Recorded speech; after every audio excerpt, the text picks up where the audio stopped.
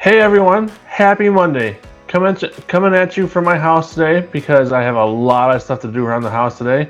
And I had some gasoline cans spill in my garage, so I'm letting that air out today. Can't close the garage right now. So we are doing the recording from the house today. Welcome back to another Kenosha area market report.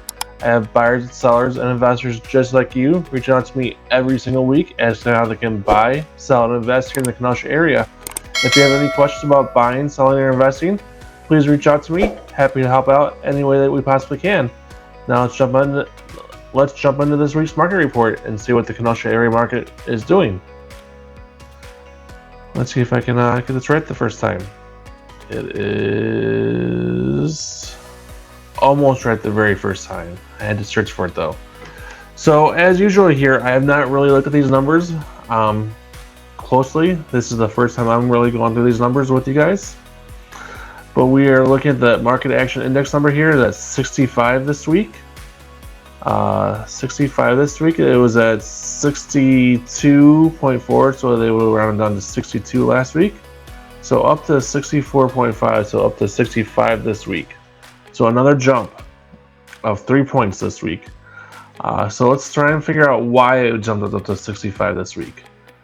So the median list price is at $399.9, $399.9, $399.450, so $399.500 last week.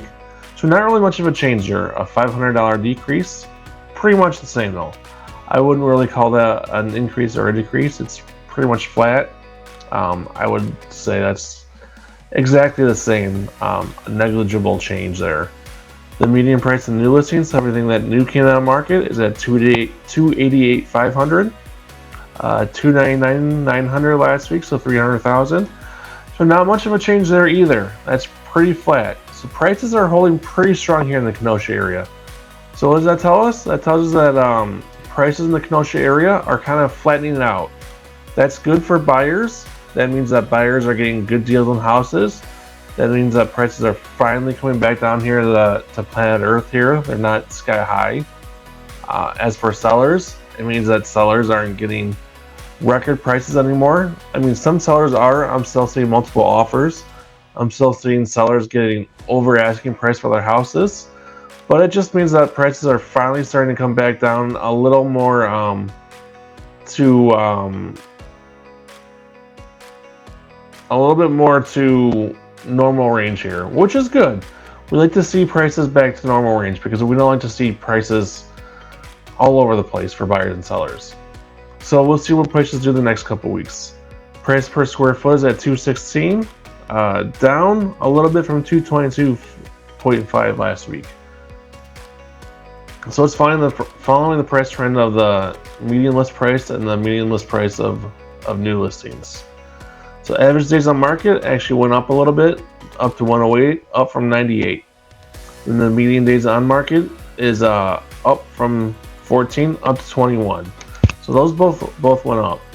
Price decreases is up to 31%. That's a big increase, up from 27 price decreases, I'm sorry, up to 31%, up from 27% last week. So this number is really high. I don't like to see this high. That tells me that sellers are pricing their houses too high. That means that buyers are seeing their houses, they're not seeing it as a value when they are first listed. They're saying that your house is listed too high. I don't like this price. I can find a better house listed at a better price if I wait or just go to the neighbor's house listed down the street and find it for a better value. So this tells me that sellers are listing their houses too high and that they have to decrease the price later on, whether it's a week down the road, 2 weeks down the road, or 3 months down the road. We like to see this number right around that 10 or 15% mark. So hopefully this starts to come down a little bit. Price increases at 7%.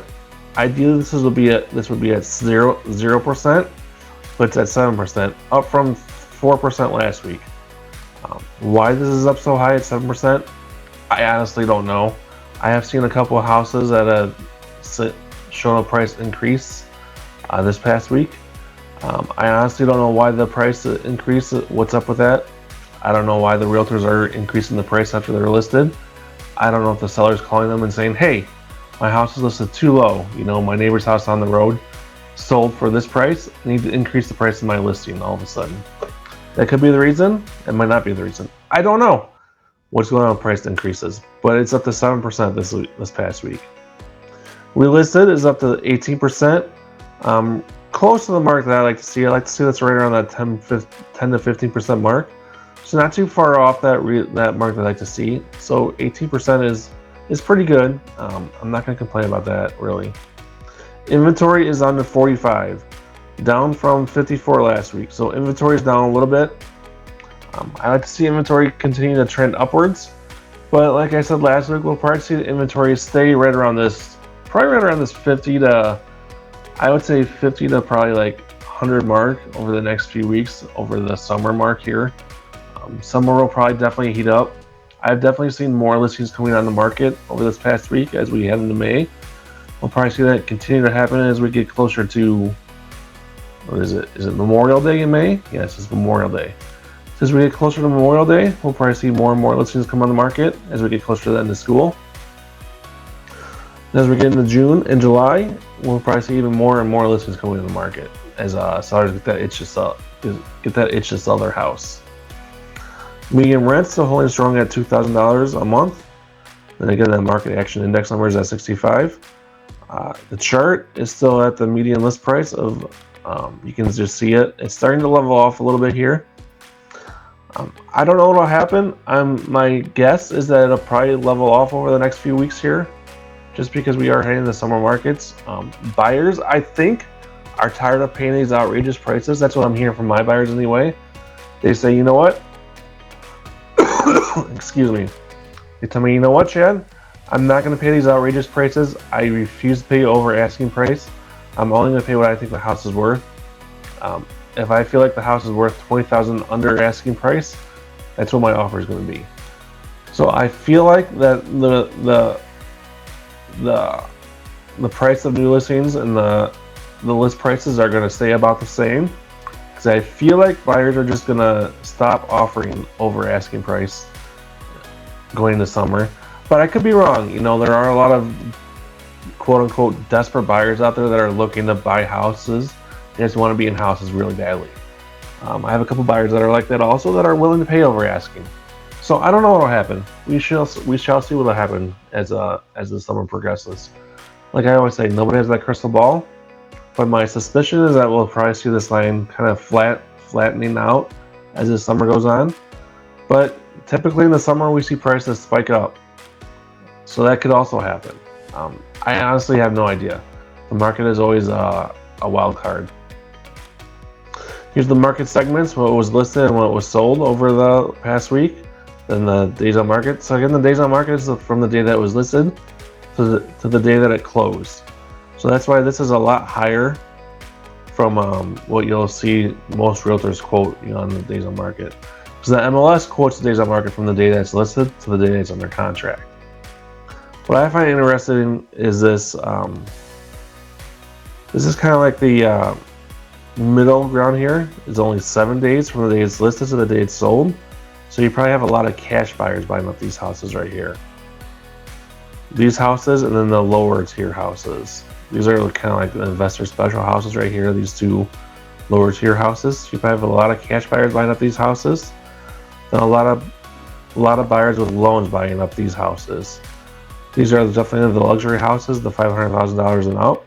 In the top tier here, and this tier right here is probably like I would say $300,000 and up, and then this is $300,000 and under is the bottom two tiers, and the lowest tier here is probably $150,000, $200,000 and under is probably this bottom tier.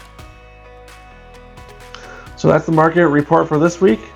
If you guys have any questions at all, please feel free to reach out to me. I have buyers and sellers just like you reaching out to me every single week about questions on how to buy, sell, or invest here in the Kenosha area. I'm happy to help any way that I possibly can. I hope that you guys have a fantastic week. I look forward to seeing you on the next video.